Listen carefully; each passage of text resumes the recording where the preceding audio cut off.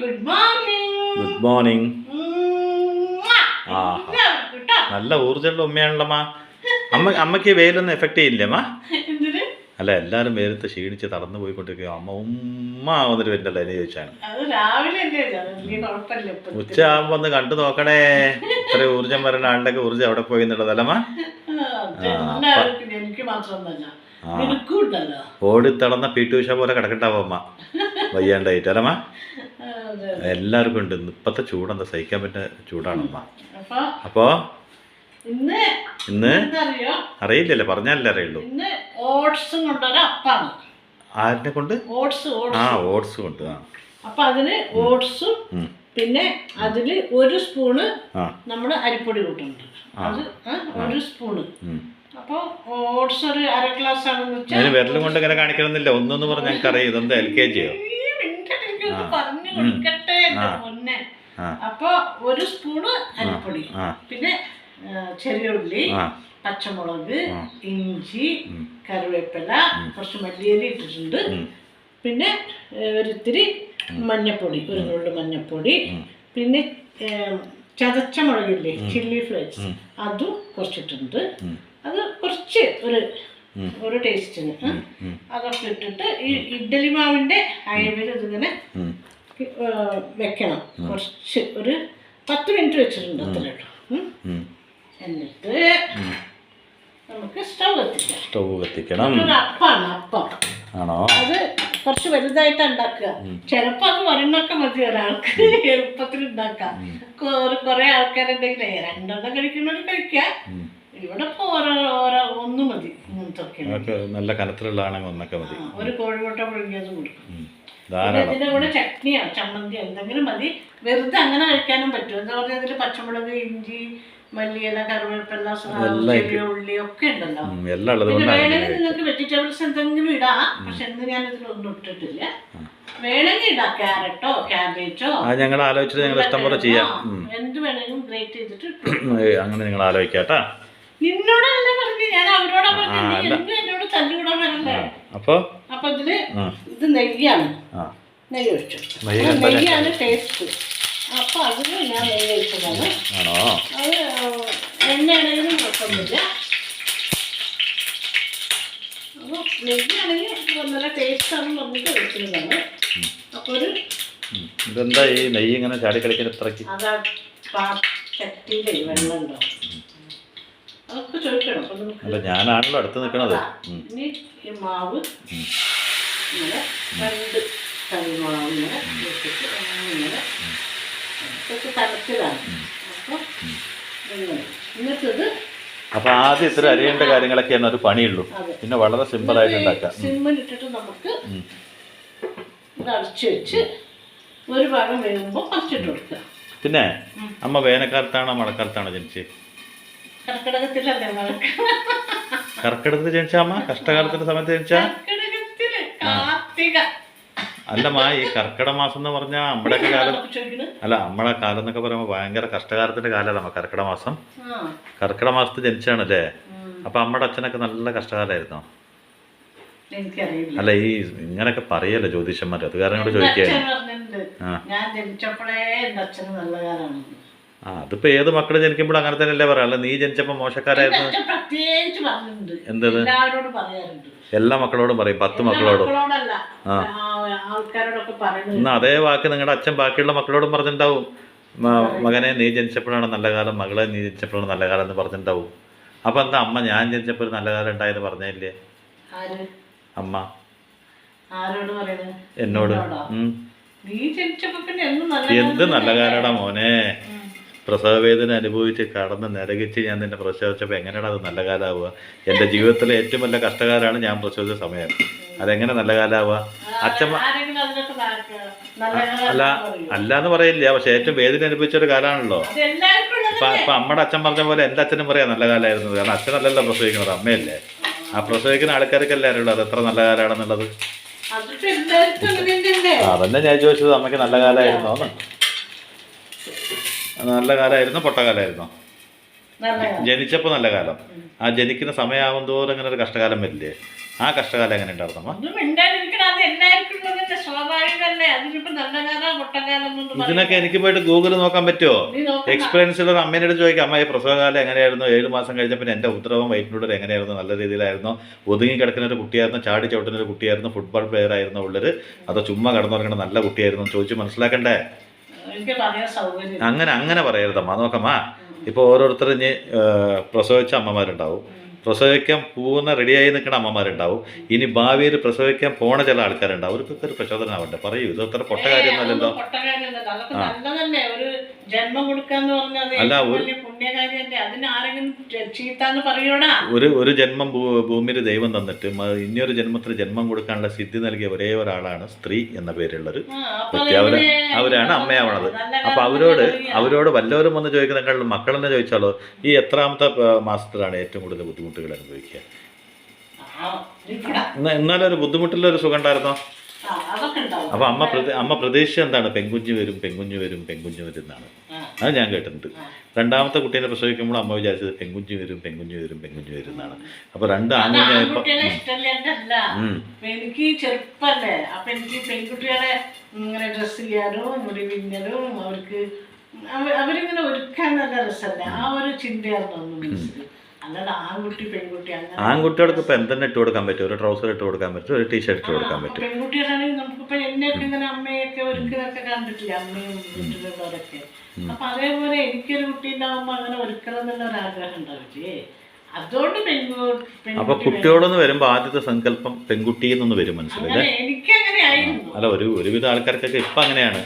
പക്ഷെ പണ്ടൊരു കാലം ഉണ്ടായിരുന്നു, അമ്മയുടെയൊക്കെ കാലം, അമ്മേനൊക്കെ അങ്ങനെ നിറച്ചിട്ട് നല്ല അപ്പല്ലേ. അപ്പൊ ഇത് ഇനി അടച്ചു വെക്കണ്ട, ഇത് തുറന്നിരുന്നു. ഇപ്പൊ അമ്മേനൊക്കെ പ്രസവിക്കുന്ന ഒരു കാലം എന്ന് വെച്ചാൽ അമ്മയുടെയൊക്കെ കാലഘട്ടം, നമ്മുടെ അച്ഛനാവണ സമയം, നമ്മുടെ അമ്മ ആ കാലത്തൊക്കെ ഈ പെൺകുട്ടിയോടൊന്ന് പ്രസവിക്കാന്ന് പറയുന്നത് ആദ്യത്തെ കുട്ടി ആണാവണം എന്നൊരു ചിന്താഗതിയുള്ള കാലമായിരുന്നില്ലേ? ആ കാലത്ത് അതങ്ങനെ ആയിരുന്നില്ല. പക്ഷെ അന്ന് കാലത്ത് പെൺകുട്ടി ജനിക്കാന്ന് പറഞ്ഞ വീട്ടിലേക്ക് ഒരു ഭാരം വന്നു ചിന്തിച്ചെടുക്കുന്ന ഒരു കാലമായിരുന്നു ആ കാലം. ആണോ അല്ലേ? പക്ഷെ ഇന്നത്തെ കാലത്ത് അങ്ങനെയല്ല. ഇപ്പം അമ്മ പറഞ്ഞ പോലെ തന്നെ പലരും ആഗ്രഹിക്കുന്നത് ഒരു കുട്ടി ഉണ്ടായി അത് ആദ്യം പെൺകുട്ടി ഉണ്ടാവട്ടെ എന്ന് ആഗ്രഹിക്കുക. കാരണം പല മേഖലകളും ഒന്ന് കീഴടക്കുന്നത് അവർ തന്നെയാണ്. പെൺകുട്ടി ഉണ്ടെങ്കിൽ പണ്ടത്തെ പോലത്തെ റിസ്ക്കും കാര്യങ്ങളൊന്നും ഇല്ല. അന്നാണെങ്കിൽ കല്യാണം കഴിച്ചു കൊടുക്കണം, അവൻ്റെ ഓരോ കാര്യങ്ങൾ ചെയ്യണം, അതൊക്കെ വലിയൊരു ഭാരമാണെന്ന് പറഞ്ഞാൽ പെൺകുട്ടി വന്നാൽ നഷ്ടമാണെന്ന് പറയുന്ന ആൾക്കാരോട് അതിൻ്റെ ഒപ്പം തന്നെ പെൺകുട്ടിയോട് ജനിച്ചു കഴിഞ്ഞാൽ അവർക്ക് കല്യാണം കഴിക്കാനുള്ളതോ അവർക്ക് ജീവിക്കാനുള്ളതോ ആ പെൺകുട്ടിയുടെ അച്ഛൻ്റെ കയ്യിൽ തന്നെ വന്ന് ചേരുന്നൊരു ശാസ്ത്രമുണ്ട്. അറിയാമക്ക് എങ്ങനെയെങ്കിലും ആയിക്കോട്ടെ, എത്ര ദാരിദ്ര്യത്തിലായിക്കോട്ടെ, അവർ പോലും അറിയാതെ ചെറിയ ഒരു വരുമാനം, വളരെ ചെറിയ വരുമാനത്തിൽ ജീവിക്കുന്ന ആൾക്കാരൊക്കെ ആയിരിക്കും. പക്ഷെ അവർ പോലും അറിയാതെ ആ വീട്ടിൽ ഐശ്വര്യം. അത് മനസ്സിലായതുകൊണ്ടാണല്ലോ ഞാൻ ഈ പറയണത്. അപ്പോൾ അതൊരു പ്രപഞ്ച സത്യമാണോ? അമ്മ ഒന്ന് കണ്ടു നോക്ക്. ഇന്നത്തെ കാലത്ത് നോക്കണ്ട, ഇന്നെല്ലാം ഈക്വലാണ്. ആണ് ജനിച്ചാലും പെണ്ണ് ജനിച്ചാലും. ഇനി കുറച്ച് ബെനിഫിറ്റ് എന്താണെന്ന് ഞാൻ പറയട്ടെ, പെൺകുട്ടിയോട് ജനിക്കുന്നതാണ്. കാരണം ഇത്രയും ആത്മാർത്ഥമായൊരു സ്നേഹമല്ലേ. നമുക്കൊന്നും ഇല്ല എന്നല്ല കേട്ടോ, മാറ്റി നിർത്തുകയല്ല. അവൻ്റെ ഒരു സ്നേഹം ഒന്ന് വേറെയാണ്. അച്ഛനോടും അമ്മേനോടും കാണിക്കുന്ന ഒരു പ്രത്യേക സ്നേഹമുണ്ട്. അവരിപ്പോൾ വേറെ വീട്ടിലേക്ക് കല്യാണം കഴിച്ച് കൊടുത്താലും അച്ഛനും അമ്മ എന്ന് പറയുമ്പോൾ അവർക്കൊരു വയ്യാണ്ടാവുമ്പോൾ അവൻ്റെ മനസ്സ് പൊട്ടിയൊരു നിലവിളി ഉണ്ടല്ലോ, അത്രത്തോളം ദുഃഖം ആൺകുട്ടികൾക്ക് വരുമെന്ന് എനിക്ക് പറയാൻ പറ്റില്ല. വരുന്നവരും ഉണ്ട്, വരാത്തവരും ഉണ്ട്. പക്ഷെ എന്നാലും അവൻ്റെ ഒരു സാന്നിധ്യം ആ വീട്ടിൽ ആവശ്യമാണ്. ഇപ്പോൾ നമ്മുടെ വീട്ടിലൊരാൾക്ക് വയ്യാണ്ടായി പറഞ്ഞാൽ അങ്ങനെ ഓടിയിട്ട് കരയാൻ നമുക്ക് ആരെ കൊണ്ട് സാധിക്കും? ഈ ഓടിയിട്ട് കരയുന്നതിനെ പറ്റിയല്ല ഞാൻ പറയണത്. ആ ഒരു ശബ്ദം, ആ ഒരു കിലുക്കം, അതൊക്കെ ഒരു ഭാഗ്യമാണ് അല്ലേ? അല്ലാന്ന് പറയാൻ പറ്റുമോ? ഇല്ലാത്തവർക്കൊരു നഷ്ടസ്വപ്നമാണ്, ഉള്ളവർക്കൊരു കഷ്ടസ്വപ്നമാണെന്ന് വിചാരിക്കുന്ന ആൾക്കാരും കൂടിയുണ്ട്. ആ കഷ്ടസ്വപ്നമാണെന്ന് വിചാരിക്കുന്ന ആൾക്കാരോട് പറയാ, ഇല്ലാത്തവർക്ക് അതിൻ്റെ വിഷമമുള്ള യഥാർത്ഥത്തിൽ ഒരു നഷ്ടസ്വപ്നമാണ് അല്ലേ? അതിനെ ചീത്ത പറയാനും അവൻ എന്താ പറയാ, ഇടയ്ക്കൊരു തലക്കൊരു കിൽക്ക് കൊടുക്കാനും, എന്താണ് നീ അവിടെ പോയി നിന്ന് നീ എന്തെങ്കിലും ചെയ്തിക്കുറുമ്പ് എന്നൊക്കെ പറഞ്ഞിട്ട് അവളെ ചെവി പിടിച്ച് തിരുമ്പാനും, അവസാനം പോയിട്ട് മോളെ എന്ന് പറഞ്ഞിട്ട് അവൾക്ക് ഇഷ്ടമുള്ള സാധനങ്ങളൊക്കെ വേണ്ടി കൊടുത്ത് സമാധാനിപ്പിക്കാനും എനിക്കൊരു പെങ്ങളെ അങ്ങനെ എപ്പോഴും പറയുന്നുണ്ടാവും. പിന്നെ കൈ പിടിച്ചിങ്ങനെ സ്കൂളിൽ കൊണ്ടുപോകാനും എന്താണ് അധികാരത്തോടെ വഴക്ക് പറയാനും സ്നേഹിക്കാനും അങ്ങനെ എല്ലാം കൊണ്ടും അവൾക്ക് ഇഷ്ടപ്പെട്ട സാധനങ്ങൾ കൊണ്ടുവരിക. ഒരു അധികാരഭാവത്തിന് ഒരു എന്താ പറയുക, ഒരു അഹങ്കാരത്തുള്ളതാ കൊണ്ട് കൊടുക്കുക, അങ്ങനെയൊക്കെ ഒരു ആഗ്രഹമുണ്ട്. പക്ഷേ അതൊന്നും ഇല്ലാണ്ടായി എന്നൊക്കെ അതേപോലെ ഈ പെൺകുട്ടികൾക്ക് ഒരു പേടി ഉണ്ടാവും. എവിടെയെങ്കിലും കൂട്ടുകാരിമാരായിട്ടൊക്കെ ഇങ്ങനെ നിൽക്കുകയായിരിക്കും. അപ്പോൾ ഏട്ടൻ വന്നാൽ പറയും, അതാ എൻ്റെ ഏട്ടൻ വന്നു പറയും. ആ ബഹുമാനത്തോടു കൂടിയുള്ള പേടി, അതൊക്കെ എന്താ അറിയോ എന്ന് വെച്ചാൽ പേടിപ്പിച്ച് സ്നേഹിക്കുക എന്നുള്ളതല്ല. അത് നമുക്ക് നമ്മൾ അറിയാതെ കിട്ടുമ്പോൾ കിട്ടുന്നത് വലിയ സ്നേഹം. രണ്ട് ഭാഗം കൊണ്ടാ ഇങ്ങനെ. അപ്പോൾ അപ്പം ഒന്നും കൂടി ഒഴിക്കുക. അമ്മ ഈ കർക്കിടക മാസത്ത് ജനിച്ചപ്പോൾ ആ കാലത്ത് കർക്കിടക മാസത്തെ കഷ്ടകാലത്തിൻ്റെ കാലമായിരുന്നു അമ്മ. എനിക്കറിയോ, അമ്മക്കൊരു 10-20 ദിവസം മുമ്പ് ജനിക്കായിരുന്നില്ലേ? അല്ലെങ്കിൽ അത് കഴിഞ്ഞിട്ട് ജനിക്കായിരുന്നില്ലേ? ഇത് ഞാൻ കുറച്ച് ഉണ്ടാക്കി വെച്ചിട്ടുണ്ട്. അപ്പോൾ പിന്നെ ഞാൻ നിങ്ങൾക്ക് കഴിക്കാൻ വേണ്ടിയിട്ട് ഒരു 2 എണ്ണത്തിനുള്ള മാവ് ഞാൻ മാറ്റി. ഇത്ര കണക്കിൽ അമ്മ ശരിക്കും ഇത് നന്നായിട്ടുണ്ടാവും അമ്മ. അത് ഇത് അമ്മ ഉണ്ടാക്കുന്നത് നന്നായിട്ടുണ്ടാവും കഴിക്കാൻ. എനിക്കിത് കണ്ടിട്ട് എങ്ങനെ തോന്നുന്നു? എനിക്ക് തോന്നിയിട്ട് കാര്യമില്ല. അമ്മയ്ക്കത് എങ്ങനെ തോന്നുന്നു? നന്നായിട്ടുണ്ടാവോ? നല്ല ടേസ്റ്റ് ആയിരിക്കും. അതെങ്ങനെ കഴിക്കാണ്ട് എനിക്ക് പറയാൻ പറ്റുമോ അമ്മ? നീ കഴിക്കേ. അല്ല, അമ്മ ദേഷ്യപ്പെടണ്ട, സത്യം പറയും. നന്നായിട്ടുണ്ടാവോ? നന്നായിട്ടുണ്ടോ? അപ്പൊ ഞാൻ അമ്മേനെ പ്രോത്സാഹനക്കുറവ് വരുത്തേണ് അങ്ങനെയൊക്കെ പറയുമ്പോ? പിന്നല്ലേ, ആണോ? ഇതിപ്പോ കഴിച്ചു നോക്കണ്ട്. നീ നന്നായിരിക്കും. നോക്ക്, ഇങ്ങനെ ക്രിസ്പി ആയിട്ട് എന്ത് രസമാണ്. നോക്ക്, ഇതിൽ ഇങ്ങനെ തക്കാളി ചമ്മന്തി ഉണ്ട്, പിന്നെ തേങ്ങ ചമ്മന്തി ഉണ്ട്, പിന്നെ ഓരോ കോഴിമുട്ടയും ഒഴുകി തരാം. ഇപ്പൊ ഞാനിങ്ങനെ അമ്മ ഓരോ സാധനങ്ങൾ ഉണ്ടാക്കുമ്പോ അമ്മ അത് ശരിയാവും, ഇത് നന്നാവും, അത് ഉണ്ടാക്കിയ നന്നാവും അങ്ങനെയൊക്കെ ചോദിക്കുമ്പോൾ ഓട്ടോമാറ്റിക്കലി അമ്മയ്ക്ക് തോന്നും, ഛേ ഞാൻ ഉണ്ടാക്കാൻ പോണ സാധനത്തിന് 100 ചോദ്യങ്ങൾ ചോദിച്ചിട്ട് എനിക്കത് ഉണ്ടാക്കാനുള്ള ഒരു ആത്മവിശ്വാസം കുറഞ്ഞല്ലോ എന്നൊരു തോന്നൽ വരും. അത് എപ്പോഴറിയോ, ഞാനിടയ്ക്ക് ഓരോരോ മെഴുക്കുവരട്ടിയൊക്കെ ഉണ്ടാക്കുമ്പോൾ അതിൽ അത്യാവശ്യത്തിന് നാളികേരം ഇടേണ്ട സാധനമായിരിക്കും. ആ സമയത്ത് എപ്പോഴെങ്കിലും അടുക്കളയ്ക്ക് കൊണ്ടുവന്നാൽ ഇങ്ങനെ നോക്കി നിൽക്കും. എന്തമ്മ? അപ്പൊ ഇടിച്ചക്കയൊക്കെ അങ്ങനെ നമ്മള് ഇടിച്ചിട്ട് ഇടുമ്പോൾ അതിന് കുറച്ച് നാളികേരമൊക്കെ ഒതുക്കി ഇട്ടാലാണ് അതിന് ടേസ്റ്റ്. നാളികേരം, മുളകും വെളുത്തുള്ളിയും ചെറിയുള്ളിയൊക്കെ ഒതുക്കി അതിലിടണം. അപ്പോഴാണ് അതിന് ടേസ്റ്റ്. അപ്പൊ വേഗം കൂടെ വരും, അയ്യേ അതിന് നാളികേരട്ടാ എന്ന് പറയും. അപ്പൊ എനിക്ക് തോന്നും, ഷൂ ഇവനെ കൊണ്ട് ഞാൻ തോറ്റു. നാളികേരം നീ കഴിക്കില്ല എന്ന് പറഞ്ഞിട്ട് മറ്റുള്ളവർ ഇടേണ്ട ചില സാധനങ്ങൾക്ക് ഇടണ്ടേ. ഏതൊരു നാളികേര കൊത്തല്ല, ഏതൊരു ഉപ്പേരി ആവട്ടെ അതിന് നാളികേരം കണ്ടാൽ മതി. അയ്യേ അത് നല്ലതായിരുന്നു. പക്ഷെ അമ്മ ഇത് നാളികേരം ഇട്ടത് കാരണം അത് പോയി. കാണാൻ നല്ല ഭംഗിയുണ്ട് കേട്ടോ. അപ്പൊ ഇതേപോലെ ഞാനൊരു കാര്യം ചോദിക്കുകയാണ്. ഇപ്പൊ ഒരു ഫുഡ് ഉണ്ടാക്കാം, കുക്കിംഗ് ചെയ്തുകൊണ്ടിരിക്കാന്ന് വിചാരിക്കും. പാചകം ഉണ്ടോ ഭഗവാനെ? എന്താണ് നാടൻ കോഴി ചിലപ്പോ ഞങ്ങളുടെ അവിടെയൊക്കെ പോകുമ്പോൾ അവിടെ നിന്ന് നാടൻ കോഴിയൊക്കെ കൊണ്ടുവന്നിട്ട് നമ്മളതിവിടെ കൊണ്ടു കഴിക്കുമ്പോൾ എനിക്ക് നാടൻ കോഴിയിൽ ഈ നാളികേരക്കൊത്തൊക്കെ കിട്ടുന്നത് നല്ല ഇഷ്ടം. ഇവരാണെങ്കിൽ ആ നാളികേരക്കൊത്ത അങ്ങോട്ട് കിട്ടി അതൊക്കെ പെറുക്കി മാറ്റി വെച്ചു. എന്നിട്ട് ഞാൻ പറയില്ല എനിക്ക് തന്ന കുഴപ്പമില്ല, എന്നാലും ഞാൻ വീട്ടിലെ ഇല്ലെന്നൊന്നും പറയില്ല. ആ നാളികേരക്കൊത്തി എന്തോ ഒരു വേണ്ടാത്ത സാധനം എന്ന് പറഞ്ഞവനാണോ അവിടെ മാറ്റി വെക്കും. അങ്ങനെ ഒരു സ്വഭാവം ഉണ്ട്. അപ്പോൾ ഇപ്പോൾ ഒരു പാചകത്തിലായാലും അല്ലെങ്കിൽ വേറെ എന്തെങ്കിലും ഒരു നല്ല പ്രവൃത്തിയായാലും അതുപോലെ തന്നെ നമ്മൾ ഒരു എന്ത് നല്ല കാര്യമാണെങ്കിലും ഒരു ഡ്രസ്സ് ചെയ്ത് പോവുകയാണ് അങ്ങനെയൊക്കെ പോകുമ്പോൾ ഇപ്പം അമ്മയുടെ മുമ്പിൽ തന്നെ ഞാൻ വന്നൊരു കാര്യം പറയുമ്പോൾ ഒരു എന്താ പറയുക, ഒരു നമുക്കൊരു വിശ്വാസക്കുറവ് സംഭവിക്കില്ലേ? ഒരു നിരാശപ്പെടുത്തുക എന്നൊരു ഭാവം വരില്ലേ? വരില്ലേ? സ്വാഭാവികമായിട്ട് മനുഷ്യന് വരുമോ? ഒരു നല്ല കാര്യം നമ്മൾ പറഞ്ഞുകൊണ്ടിരിക്കുകയാണ്, എൻ്റെ ഇടയ്ക്ക് ഈ കാര്യം എനിക്കത്ര ശരി തോന്നിയിട്ട് നല്ലതല്ല എന്ന് പറയുമ്പോൾ അതുപോലെ ഒരു പാചകം ഉണ്ടായിക്കൊണ്ടിരിക്കുകയാണ്. അപ്പോൾ ഈ പാചകം എങ്ങനെ ഉണ്ടാക്കിയാൽ നന്നാവില്ല, അത് വേറെ രീതിയിൽ ഉണ്ടാക്കിയാൽ നന്നാവുള്ളൂ എന്ന് ഉണ്ടായിക്കൊണ്ടിരിക്കുമ്പോൾ വേറൊരാൾ വന്ന് പറയുമ്പോൾ നമുക്ക് ഉണ്ടാക്കാനുള്ള ഒരു സ്ഫൂർത്തി കുറയല്ലേ? അതുപോലെ അമ്മ ഒരു കാര്യം സംസാരിക്കുമ്പോൾ ആ സംസാരം നല്ലതാണെന്ന് നമുക്ക് വിശ്വാസം ഉണ്ടായിരുന്ന സംസാരം ഒരു ചാപ്റ്റർ അമ്മ മുമ്പത്ത് വെച്ചിട്ട് അതിന് വിശദീകരിച്ച് അമ്മ സംസാരിച്ചു കൊണ്ടിരിക്കുമ്പോൾ ആ സംസാരത്തിൽ ഒരു അർത്ഥമില്ല, നീ സംസാരിച്ചത് നന്നായില്ല എന്ന് പറയുമ്പോൾ പിന്നീട് സംസാരിക്കാനുള്ള ഒരു ഊർജ്ജം കുറയോ, നമുക്കൊരു പവർ കുറയോ, ഈ ഞാൻ സംസാരിച്ച് തെറ്റായിപ്പോയി എന്ന് കുറയോ.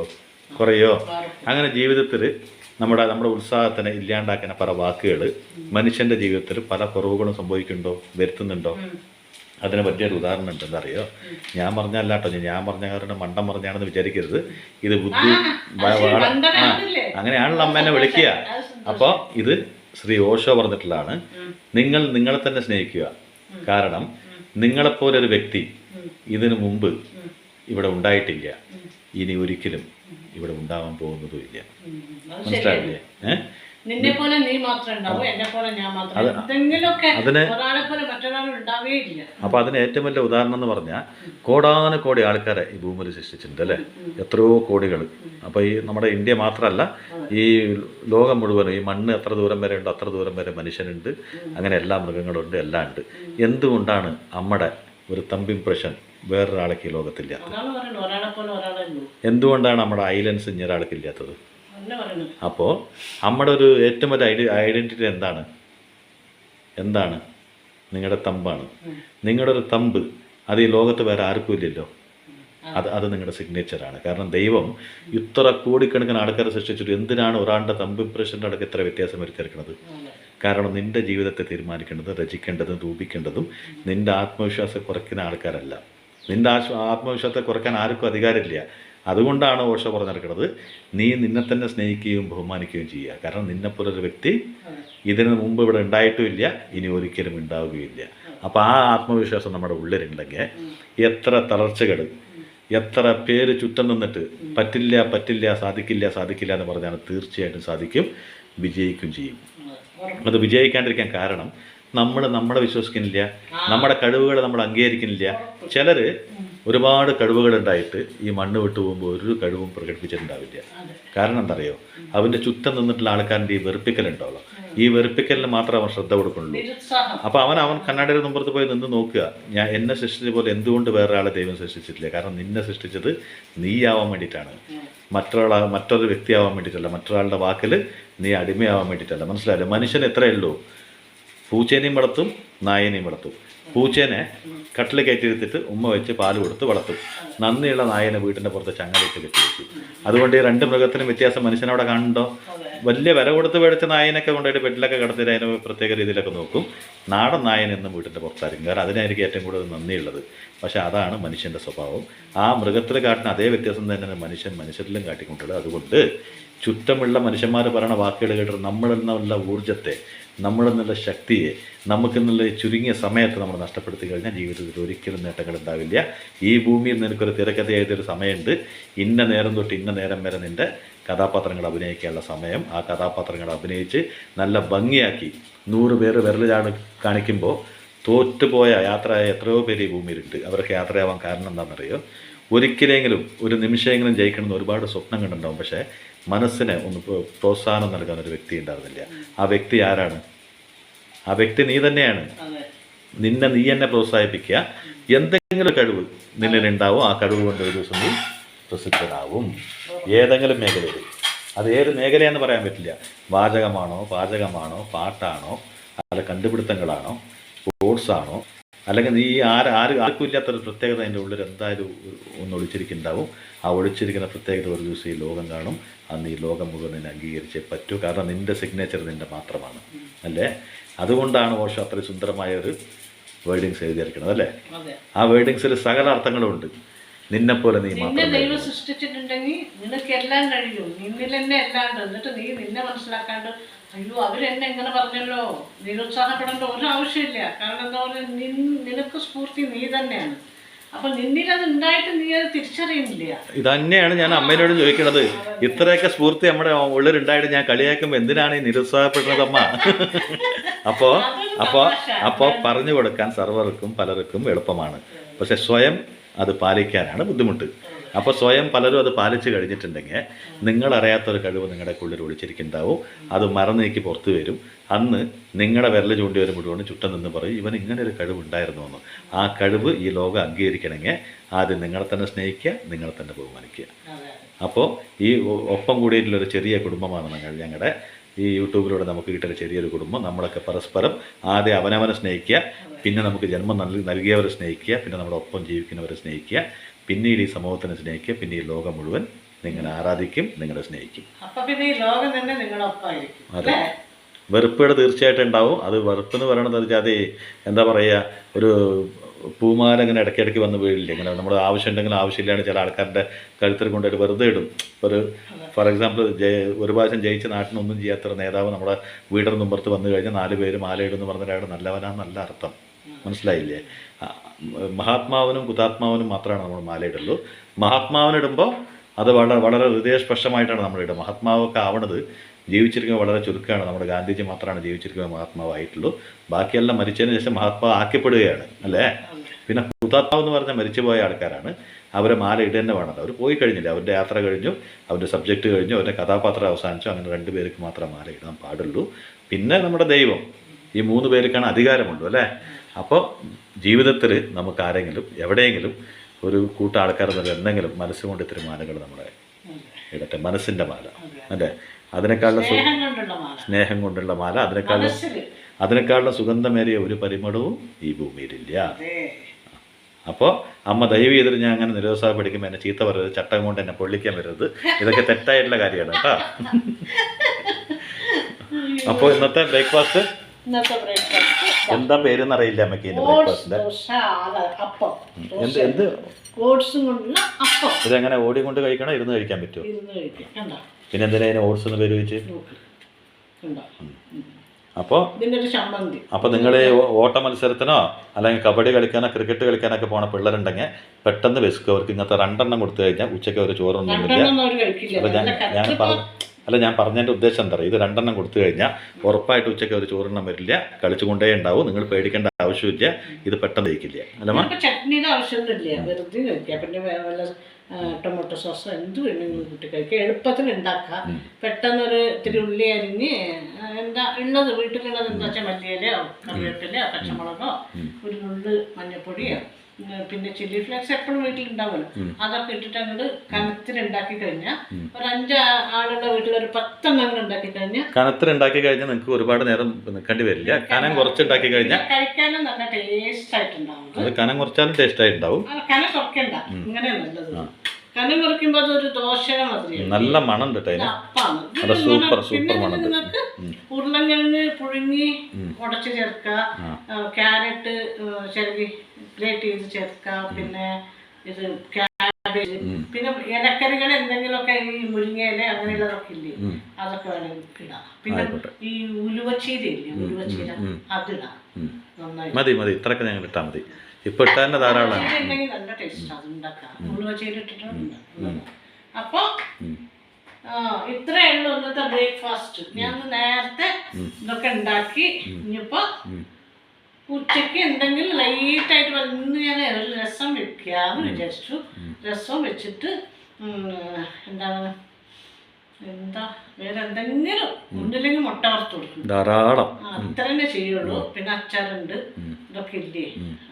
പിന്നെ വേണമെങ്കിൽ പപ്പടം വേണമെങ്കിൽ അച്ചാർ ഈ ഇതിൽ വേണ്ട, പപ്പടം വേണമെന്നില്ല, ദാച്ച് മതിയാവും. വേണ്ട, വെള്ളം കുടിക്കുന്നു അത്രയൊന്നും ഉണ്ടാക്കുള്ളൂ. പിന്നെ ഫ്രിഡ്ജിൽ ഇത്തിരി അതൊക്കെ കൂട്ടിയിട്ട് ഇവർക്കും കൊടുക്കും. എനിക്ക് എന്താണ് ഒന്ന് നല്ലൊരു രസം കൂട്ടിയിട്ട് നന്നായി രസം പൊഴിച്ച് ചോറിന് അതേ ഉണ്ടാക്കുള്ളൂ. അതുകൊണ്ടാണ് ഇത് രാവിലത്തെ ബ്രേക്ക്ഫാസ്റ്റ് കാണിച്ചത്. അപ്പോൾ എല്ലാവർക്കും ബൈ.